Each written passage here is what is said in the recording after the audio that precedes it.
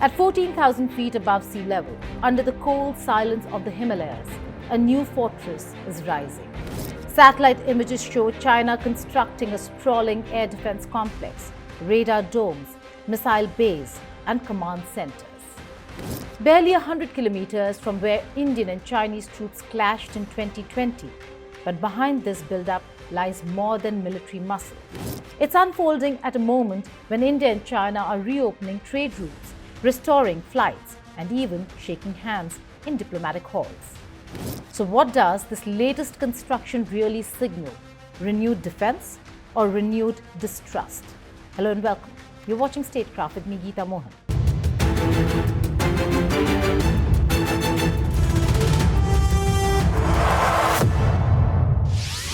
China is building again, but this time not a road, not a dam, not a bridge, but a secret fortress of air defense near the Indian border. Satellite images reveal a massive new Chinese complex, armed with radar domes, command bunkers, and retractable missile launch bays, all overlooking the eastern tip of Pangong Lake. A place that once echoed with the sounds of gunfire in 2020, now hums with the noise of construction. Is Beijing preparing for defense or designing deterrence? At first glance, the terrain looks empty. Barren slopes of Tibet, shimmering waters of Pangong So, silence broken only by wind. But look closer, and the patterns emerge. Freshly paved roads snake into the mountains. Geometric concrete pads line the valley floor. Metallic shadows reveal radar arrays. And at the heart of it all, a network of buildings with sliding roofs. According to satellite imagery analyzed by US-based geointelligence firm All Source Analysis, this is no ordinary base. It's a new air defense complex, roughly 110 kilometers from one of the key flashpoints of the 2020 Galwan clashes. And what lies beneath those retractable roofs could change the strategic balance across the line of actual control. The structure, experts say, is designed to conceal Transporter Erector Launcher Vehicles or TELs, capable of carrying China's advanced HQ-9 series of long-range surface-to-air missile systems. The HQ-9 series is Beijing's pride, a hybrid of Russian S-300 and American Patriot designs, capable of hitting targets over 200 kilometers away. Now, these missiles, hidden under retractable hatches, give China the power to strike or shield at will, while staying invisible to Indian or American satellites until it's too late. Intelligence analysts believe this configuration is deliberate, to protect launchers from airstrikes and reconnaissance, and to allow missiles to fire straight through the opened hatches without exposing their position. It's a design previously seen in the South China Sea, not the Himalayas, which raises a question: is Beijing militarizing the mountains the way it did the reefs? All of China's moves in the last decade have been about securing its southern flanks because of the very unique operational conditions of the Tibetan plateau. It's over 4,000 meters. The air is rarefied, which means it's difficult for fighter aircraft to fly off the plateau. And China has had to build up this special network of air defense sites, air defense radars, long-range missiles, air defense missiles, and of course, fighter aircraft air bases. Now, as part of this infrastructure build-up to create this interlocking air defense grid, it's been building up air bases, missile sites, heavily defended missile sites, focusing primarily on mobile air defense missile sites. And this particular set of satellite images reveals a new construction of a new potential base for air defense missiles of the kind that China would use to try and shoot down Indian aircraft in times of war. All sources' findings have been confirmed by India Today Global's OSINT team, whose latest images show open roofs over at least one launch position, revealing what appear to be launch vehicles underneath. The new site near Pangong Lake is not alone. A mirror replica of the same complex has been spotted 65 kilometers away at Gar County, directly facing India's Nyoma Airfield, which New Delhi recently upgraded to handle fighter jets and heavy transport aircraft. In other words, China has built a two-pronged missile fortress, one near Pangong, another near Gar, both within striking distance of Indian positions and both shielded from view. And they're connected by more than just roads.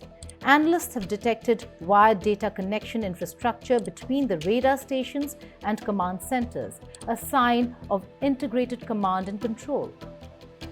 This allows real-time coordination between missile batteries, radar domes, and high-altitude early warning systems. In simpler terms, it's a complete air defense bubble, capable of locking the skies over the western sector of the LAC. So while Indian and Chinese diplomats talk peace in Delhi, the People's Liberation Army is digging in at 14,000 feet. A new base, a new radar, and a new message. China may talk disengagement, but it is preparing for permanence. To understand the gravity of this, one must revisit the geography. Pangong Lake straddles both Indian and Chinese-held territories. Its eastern bank lies in Tibet under Chinese control. The new complex, located at the lake's edge, gives Beijing a direct vantage over one of the 2020 confrontation zones. From here, it can monitor air activity from the Indian side, including from Leh, Thois, and Nyoma airbase. For India, the timing couldn't be more ironic. Barely days ago, direct flights between India and China resumed for the first time in over 5 years, from Kolkata to Guangzhou, and soon from Delhi to Shanghai, a symbolic thaw in ties. But while aircraft take off in peace, fighter radars are being installed in war mode. It's a pattern that has come to define Sino-Indian relations: smiles in diplomacy, steel in deployment.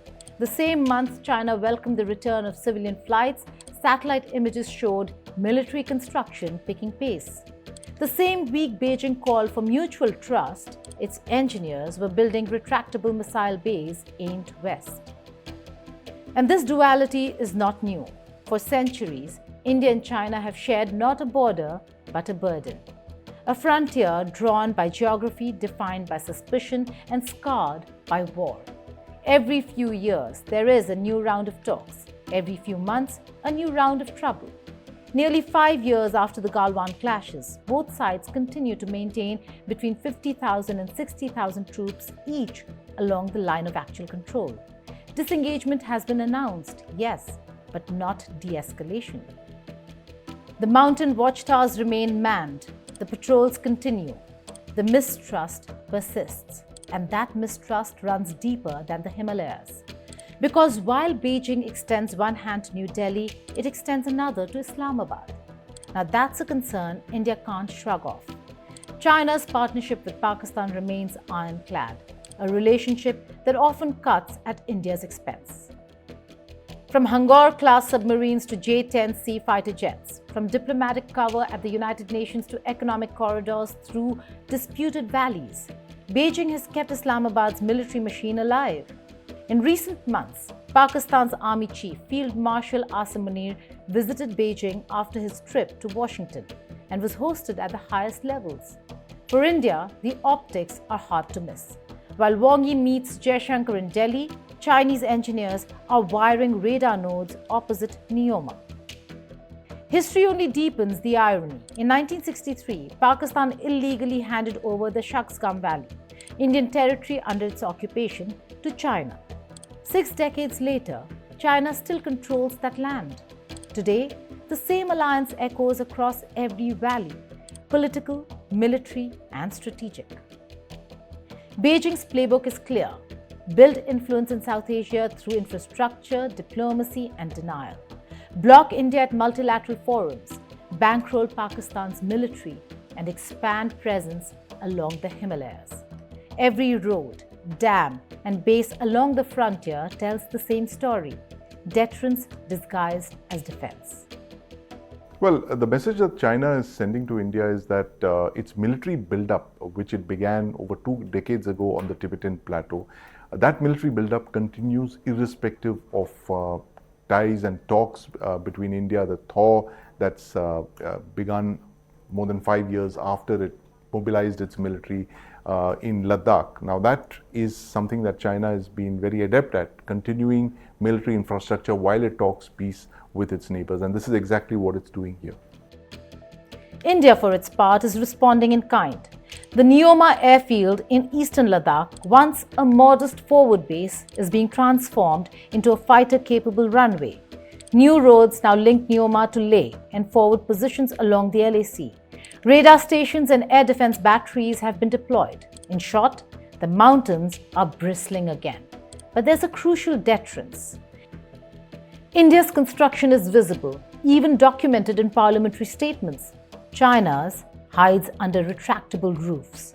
That secrecy is the message. And because each bay can hold 2 TEL vehicles, China can rotate its assets, firing from one, hiding the other, making it nearly impossible for adversaries to predict its next move.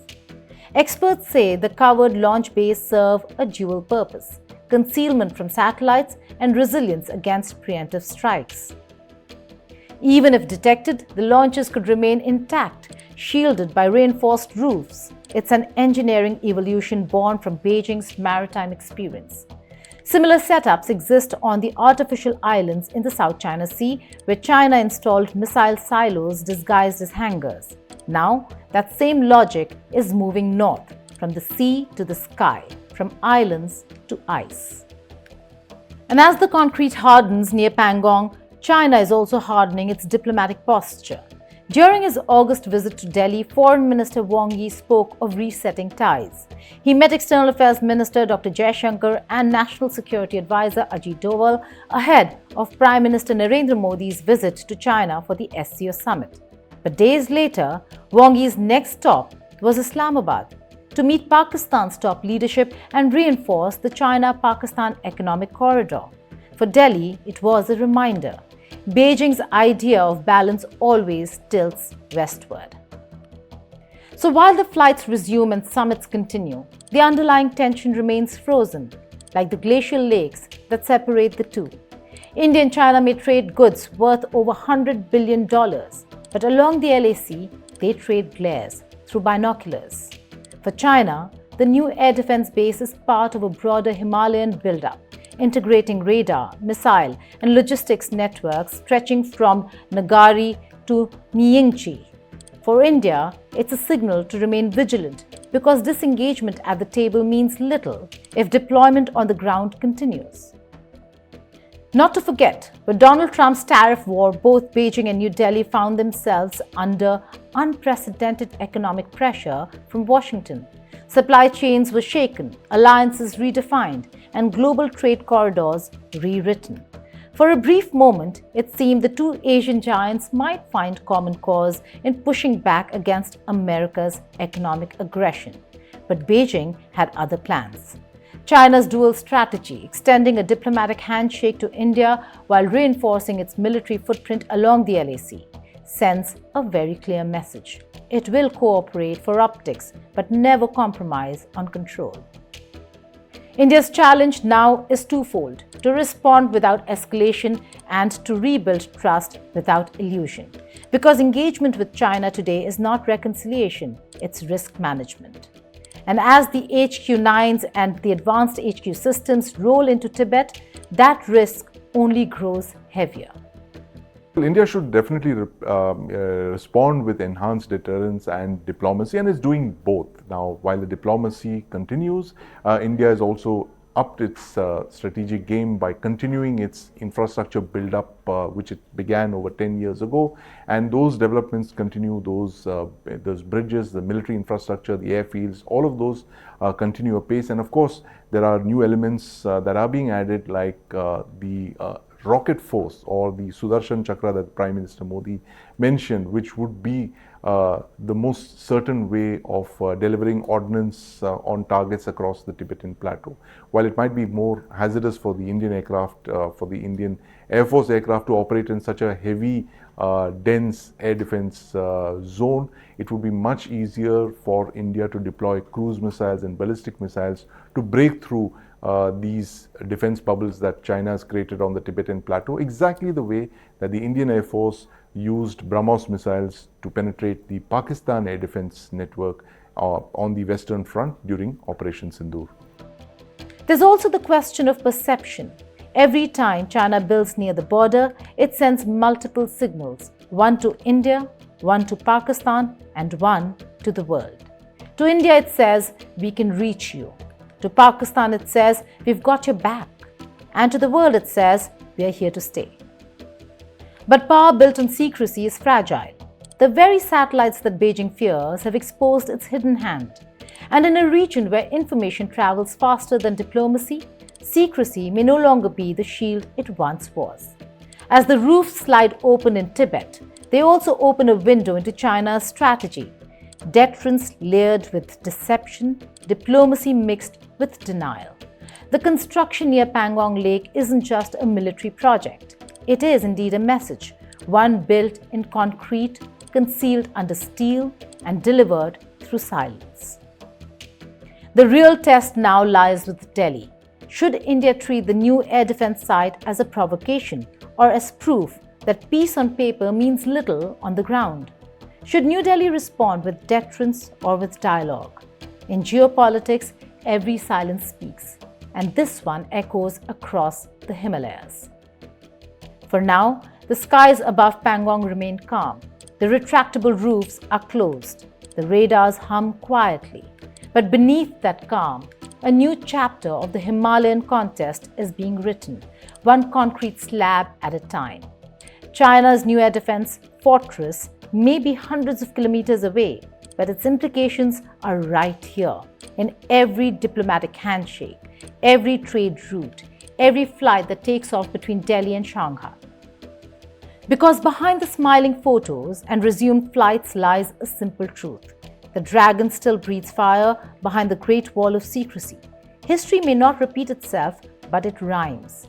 1962, 2020, and now 2025.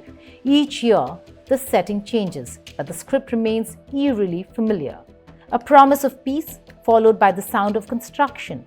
A new understanding followed by new radar.